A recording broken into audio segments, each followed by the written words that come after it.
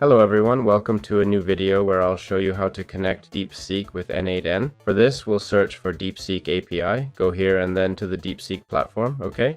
Once we're in the Deepseek platform, we'll simply go to API keys, alright? Here, as you can see, we can create our API.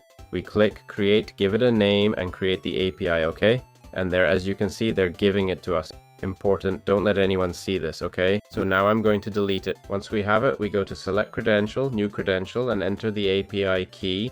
We save it, and as we can see, we now have the connection established. As you can see, we can select two models, Deepseek Chat and Deepseek, and that's it. We've now connected Deepseek without any issues. Let's test it. We'll say hi and see if it responds. Hi there, how can I help you today? Here we have the pricing, which is basically 0.028 per million input tokens and 0.42 per output. Well, it says input tokens cache miss, so 0.028 comma actually. So it's really a pretty normal price. So that's it. It's that simple. I hope you enjoyed it.